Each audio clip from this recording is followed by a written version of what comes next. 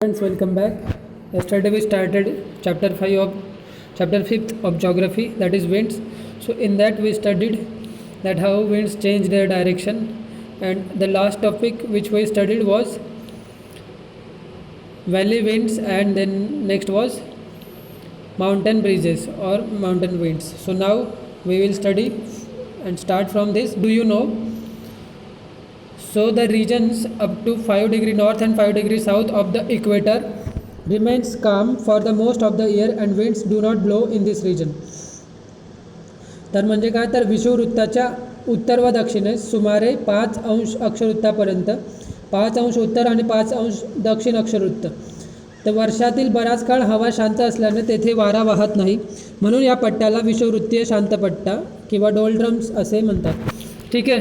So now next, कर्कवृत्त व मकरवृत्ताजवळच्या 25 degree, ठीक आहे, 25 अंश ते 35 अंश उत्तर व दक्षिण अक्षवृत्तादरम्यान जास्त दाबाचा पट्टा असतो. हा पट्टा शांत आहे म्हणून याला हॉर्स लॅटिट्यूड म्हणजेच अश्व अक्षांश असे म्हणतात. ओके. आता नाव पुढे दिलेल्या आकृत्यांचे निरीक्षण करा. खारे वारे व मतलई वारे म्हणजे काय, सी अँड लँड ब्रिजेस बद्दल आपल्याला सांगायचं आहे. Okay. Sea breezes and land breezes. So आता हे काय, so this is the diagram of sea breeze. Okay. तर होतं काय, आता बघा डावीकडून लक्ष द्या इथे, ठीक आहे, इकडून. सो पहिल्यांदा काय होतं आहे की जमिनीवरील हवा तापते व वर जाते, ठीक आहे, मग गरम हवा थंड होते व खाली येते. ओके. तर पुढे आपल्याला हे लक्षात ठेवा. तर आता जमिनीवरील हवा तापते व वर जाते म्हणजे काय, air on land gets heated and goes up. त्यामुळे लो प्रेशर, कमी दाब तयार झाला तर इथे हवेची पोकळी एक प्रकारे तयार होईल, तर याची जागा कोणाला घ्यावी लागेल, म्हणून मग इथे काय येतात, तर सी ब्रिजेस येतात, इकडून येतात ते, ठीक आहे, इकडून सी ब्रिजेस आले आणि इकडून इकडे गेले ते land bridges. Okay. So now next काय होतं, जमिनीवरील हवा तापते व वर जाते, जमिनीवरील हवा तापते वर जाते, इथे कमी दाब तयार होतो, ठीक आहे. मग आता जी हवा वर गेली आता, तर त्यातील काही हवा पॉसिबली मे बी हवेने वरती हलकी तीच आहे, तर मग ती जर समजा इकडे जायला लागली समुद्राच्या दिशेने ती जाईल, तर मग जी गरम हवा आहे ती थंड होते व खाली येते, ठीक आहे. आता याच्यात हे सुरू असताना सायमल्टेनियसली दुसरं काय सुरू असतं की जी हवा समुद्राच्या पाण्याजवळ आहे, ठीक आहे, तर मग ती सागरावरील जी थंड हवा आहे ती जमिनीकडे जाते. आता जिथे कमी दाब आहे तिकडे, आता समुद्रावर जास्त दाब आहे, जमिनीवर कमी दाब, तर हवा जास्त दाबाकडून कमी दाबाकडे वाहील, बरोबर. तर ही हवा इकडे इकडे जात राहते. आता जी हवा वरती गेली गरम हवा, ती थंड होऊन समुद्राच्या इथे खाली येते, तिच्यावर आता समुद्रावर हवेचा दाब वाढतो. तर हे कंटिन्युअसली सायकल सुरू असते, ठीक आहे. तर हे आपल्याकडे सी ब्रिजेसचं आहे की डे टाईममध्ये काय होतं. सो नाव नाईट टाईम लँड ब्रिज, ठीक आहे. तर दिवसा काय वाहतात, तर दिवसा सागरी वारे वाहतात आणि रात्री जे जमिनीवरचे आहेत ते वारे वाहतात म्हणजे काय, मतलई वारे किंवा भूमीय वारे याला म्हणतात, ते वाहतात. तर आता काय होतं रात्री बघा, तर गरम हवा थंड होते व खाली येते, इकडे जास्त दाब तयार होतो, इकडे कुठे, तर लँडवर जास्त हाय प्रेशर तयार होतं, ठीक आहे. आणि सीवर काय होतं किंवा ओशनवर काय होतं, लो प्रेशर तयार होतो, ठीक आहे. तर कशामुळे, तर warm air on the water goes up, ठीक आहे. तर मग आता समुद्रावर रात्री जी गरम हवा असते ती वर जायला लागते, तर मग आता इकडे जास्त दाब आहे, ठीक आहे, लँडवर जास्त दाब आहे, समुद्रावर कमी दाब आहे, तर हवा इकडून इकडे वाहील. Okay. So this is land breeze. Now जमिनीवरील थंड हवा सागराकडे वाहते, ठीक आहे. Night time land breeze. Okay.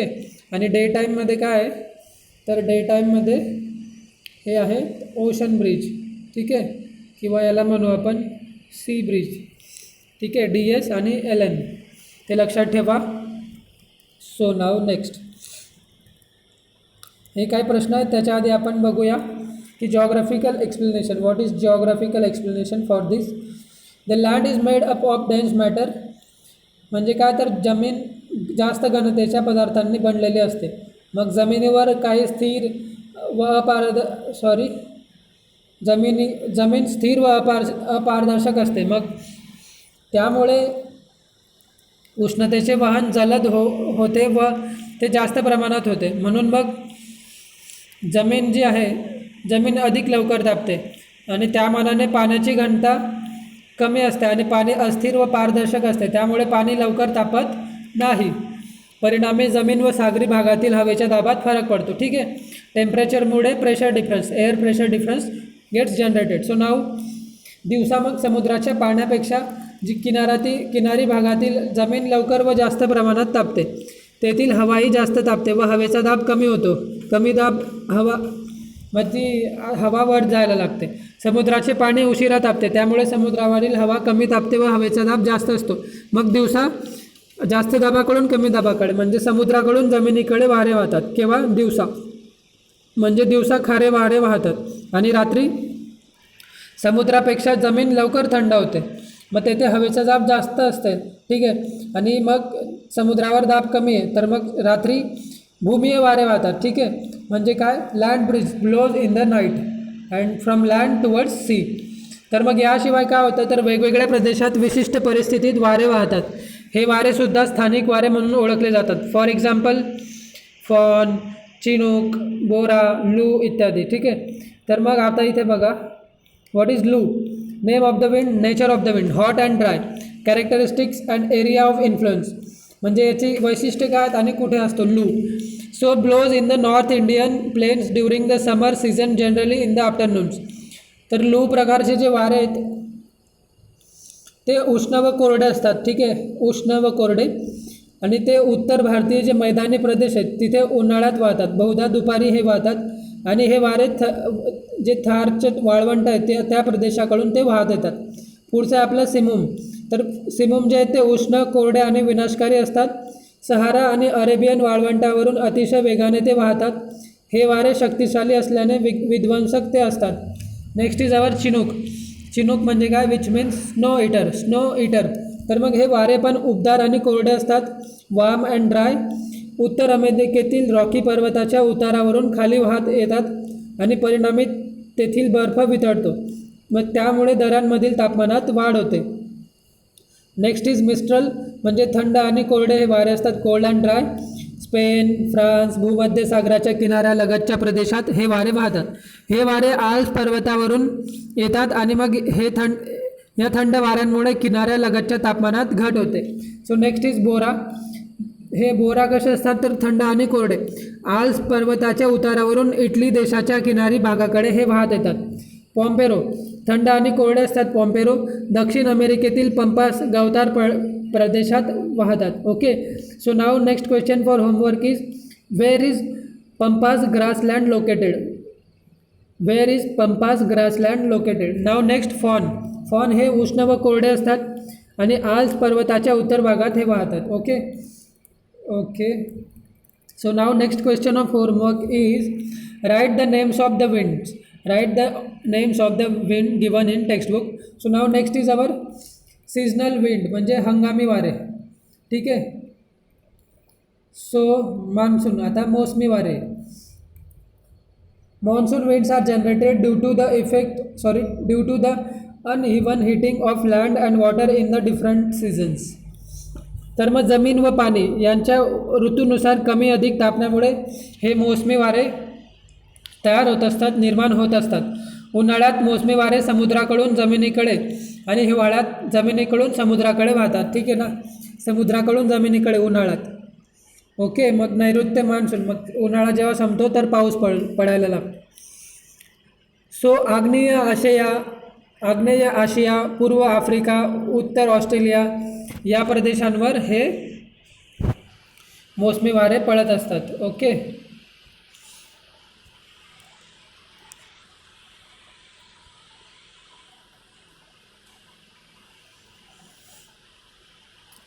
मोसमी वारे इथे वाहत असतात. सो भारतीय उपखंडात मग उन्हाळा व हिवाळा ऋतूंवर मोसमी वाऱ्यांचा प्रभाव असतो. या वाऱ्यांच्या प्रभावामुळे भारतीय उपखंडात उन्हाळा व हिवाळा याशिवाय पावसाळा व मान्सून परतीचा काळ असे ऋतू होतात. ठीक आहे. तर इथे आपल्याला दिसतं आहे की सीजनल विंड्स आणि इक्वेटर दोघं पिंक कलरने दाखवले आहेत. आणि हे जे दिसतं इथे, ठीक आहे, हे नैऋत्य मान्सून वारे, या वाऱ्यांमुळे पाऊस पडतो भारतात. ठीक आहे, असे येतात आणि इकडे जातात. आणि परत येताना कसे येतात ते, तर परत येताना असे येतात इकडून रशिया, चायना. ओके, सो हे परतीचे वारे, ठीक आहे, हे परतीचे वारे आहेत इकडे. ठीक आहे, आणि हे आपले नैऋत्य मान्सून वारे. ठीक आहे. So next equatorial low pressure belt आणि mid latitudinal high pressure belt. So हे लक्षात ठेवा. नाव नेक्स्ट, आता monsoon winds are in fact sea and land breezes blowing scale. म्हणजे काय, तर हे एक प्रकारे खारे आणि मतलई वारेच असतात, पण याच्यात बाष्प असतं, म्हणजे पाण्याचं प्रमाण असतं, त्यामुळे ते पाऊसही पडतो. सो भारतीय उपखंडावर होणारी बहुतांश वृष्टी ही मोसमी वाऱ्यांच्या प्रभावाने होते. ठीक आहे, तर मग आता इथे आपले काही प्रश्न सुटले आहेत, बट आपण हे सगळे डिस्कस केले आहेत. Okay, so 1 2 3 4 5 6 7. So all these questions are homework for you. Okay, तर याच्यात काही काहींचे उत्तरं लिहायचे पण नाही आहेत.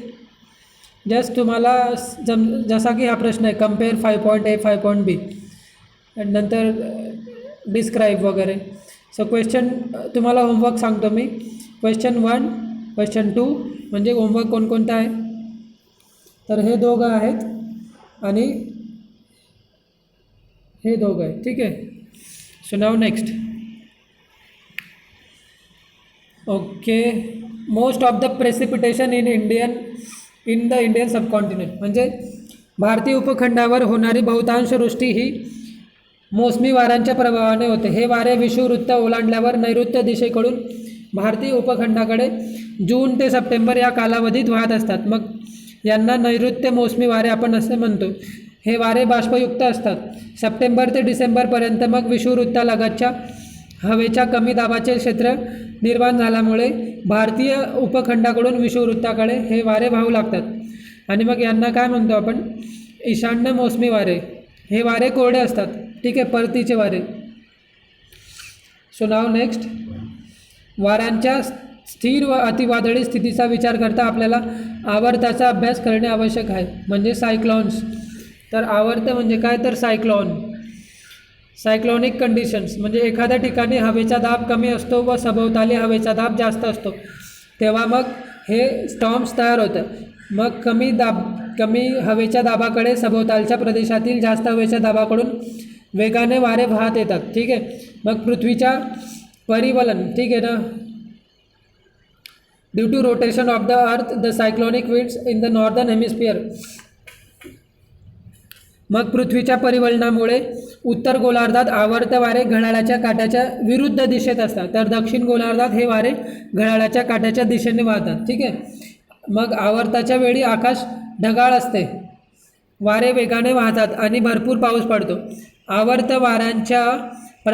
वाऱ्यांचे जे प्रभाव क्षेत्र आहे, म्हणजे त्यांचा इफेक्ट कुठे असतो, तर ते मर्यादित असते. या वाऱ्यांच्या कालावधी, वेग, दिशा आणि क्षेत्र अतिशय अनिश्चित असते.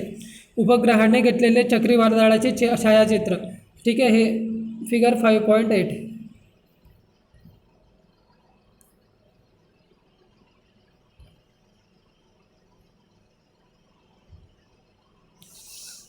Okay, so this is figure 5.8, cyclonic storm, and this is cyclone. Value of air pressure in millibars. ठीक आहे, ही व्हॅल्यू दिली आहे की कसा आतमध्ये कमी दाब आहे आणि बाहेर जास्त दाब आहे, तर मग हवा जास्त दाबाकडून कमी दाबाकडे वेगाने वाहत येते आणि ते फिरायला लागते. आता दक्षिण गोलार्धात आहे, मग समजा आता हे उलटी फिरते, तर सदर्न हेमिस्फिअरमध्ये घड्याळाच्या उलटी दिशेने, नॉर्दर्न हेमिस्फिअरमध्ये क्लॉकवाईज. ठीक आहे, हे वरती दिलेलंच आहे आपल्याला. सो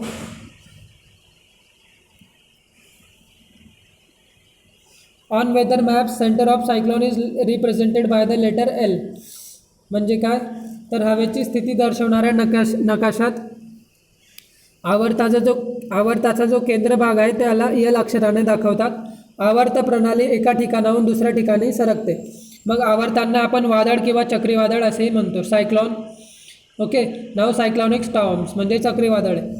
तर मग पॅसिफिक महासागराच्या दक्षिण भागात जपान, चीन, फिलिपाईन्स इत्यादी देशांच्या किनाऱ्यालगत निर्माण होणारी वादळे टायफून या नावाने ओळखली जातात. So now next question for homework is what is typhoon. ठीक आहे, ही वादळे जून ते ऑक्टोबर या महिन्यात निर्माण होतात. वेगाने वाहणारे वारे आणि मुसळधार पाऊस यामुळे ती विनाशकारी असतात. ठीक आहे, कॅरेबियन समुद्रात निर्माण होणारी चक्रीवादळे म्हणजे हॅरिकेन्स होय. So now next question for homework is what is hurricanes. ही वादळेसुद्धा म्हणजे हॅरिकेन्स कुठे येतात तर कॅरेबियन समुद्र. तर कॅरेबियन समुद्र मीन्स, ठीक आहे, so you have to tell me की कुठे आहे एक्झॅक्टली, नॉर्थ अमेरिका आणि साऊथ अमेरिकाच्या मध्ये आहे की पूर्ण जगात कुठे आहे. So just write where is the Caribbean sea located on world map. ठीक आहे, सो नेक्स्ट, ही वादळेसुद्धा विनाशकारी असतात. वादळाच्या वेळी वाऱ्याचा वेग दर ताशी कमीत कमी 60 किमी असतो. ठीक आहे, याशिवाय समशीतोष्ण कटिबंधातही आवर्त तयार होतात. त्यांची तीव्रता कमी असते परंतु त्यामुळे ती विनाशकारी नसतात. ठीक आहे, हे झालं आपलं चक्रीवादळ. आता पुढे बघायचं आपल्याला अँटीसायक्लॉन. ठीक आहे, प्रत्यावर्त. तर मग under specific atmospheric conditions the air pressure in particular region increases and the pressure in the surrounding areas remain low. ठीक आहे, आता बघा इथे ही जी डायग्राम बघितली होती याच्या उलटं आपल्याला दिसेल. सेंटरमध्ये इथे लो प्रेशर होता, बाहेर हाय प्रेशर होता. बट आता इथे काय होईल, अँटीसायक्लॉनमध्ये सेंटरला हाय प्रेशर आहे आणि बाहेर लो प्रेशर आहे बघा, लो. तर मग हवा अशी आता बाहेरून आत वाहतील. ठीक आहे, so that is anticyclone. Okay, so under specific atmospheric condition. ठीक आहे, मग हे तयार होतात एखाद्या क्षेत्रात विशिष्ट वातावरणीय परिस्थितीत केंद्रभागी हवेचा दाब जास्त होतो, अधिक निर्माण होतो. मग केंद्रभागाकडून वारे सभोवतालच्या प्रदेशाकडे चक्राकार दिशेत वाहत असतात. उत्तर गोलार्धात हे वारे घड्याळाच्या काट्याच्या दिशेने वाहतात, तर दक्षिण गोलार्धात ते घड्याळाच्या काट्याच्या विरुद्ध दिशेने वाहतात. ठीक आहे, हे लक्षात ठेवायचं. इथे बघा, जेव्हा आपण आवर्त अभ्यासलं तिथे काय होतं तर उत्तर गोलार्धात विरुद्ध दिशेने आणि दक्षिण गोलार्धात घड्याळाच्या काट्याच्या दिशेने. ओके, तर मला करेक्शन करावं लागेल. तर आता इथे लक्षात ठेवा, हे झालं वादळाचं. तर जे उलटं वादळ आहे, ठीक आहे, त्याच्यात उलटं असतं. मग उत्तर गोलार्धात हे घड्याळाच्या काट्याच्या विरुद्ध दिशेने आणि दक्षिण गोलार्धात घड्याळाच्या काट्याच्या दिशेने. तर कुठलंही एकच लक्षात ठेवा, त्याच्यावरून तुम्ही चौघं लिहू शकता. ठीक आहे, तर मग आता प्रत्यावर्ताच्या वेळी काय होतं, जेव्हा अँटीसायक्लॉन येतं तर सगळ्या विरुद्ध कंडिशन्स असतात. तर निरभ्र आकाश, कमी वेगाने वाहणारे वारे, अतिशय उत्साहवर्धक हवामान असते. ठीक आहे, okay, pleasant. And then anticyclones generally last for a few days. Okay, तर मग प्रत्यावर्ताची स्थिती बहुधा काही दिवस अथवा काही आठवड्याची असू शकते. मग असे प्रत्यावर्त समशीतोष्ण कटिबंधात निर्माण होतात. हवेची स्थिती दर्शवणाऱ्या नकाशात प्रत्यावर्ताचा केंद्रभाग म्हणजे हाय या एच या अक्षराने दर्शवतात. कारण की का, इथे सेंटरमध्ये हाय प्रेशर आहे. ठीक आहे, हे चक्रीवादळाची उलटी दिशा. चक्रीवादळात सेंटरमध्ये लो प्रेशर असतो म्हणून तिथे एल असतो. आता इथे हाय प्रेशर आहे. ओके, हे लक्षात ठेवा डायग्राम. नाव प्रत्यावर्त हे जास्त दाबाच्या पट्ट्यात प्रकर्षाने जाणवतात. या प्रदेशात वारे जास्त असतात त्यामुळे तेथे प्रत्यावर्त तयार होते आणि त्यामुळे तेथे पावसाचे प्रमाणही कमी असते. So value of air pressure in millibars इथे दिलं anticyclone. So now next, do you know वादळांना नाव देण्याची प्रथा. जगभर येणाऱ्या चक्रीवादळांना नावे देण्यात येतात. या नावांची यादी प्रत्येक महासागरासाठी तयार करण्यात येते. महासागराच्या अवतीभोवती असणाऱ्या देशांनी सुचवलेल्या नावांनुसार ही यादी तयार करतात. वाऱ्याचा वेग 33 नॉट्स सुमारे 60 किमी प्रति तासांपेक्षा अधिक असेल तर मग त्या वादळाला नाव देण्यात येते. सामान्यपणे लक्षात राहावे म्हणून वादळांना नाव देण्याची पद्धत आहे. ठीक आहे, ओके.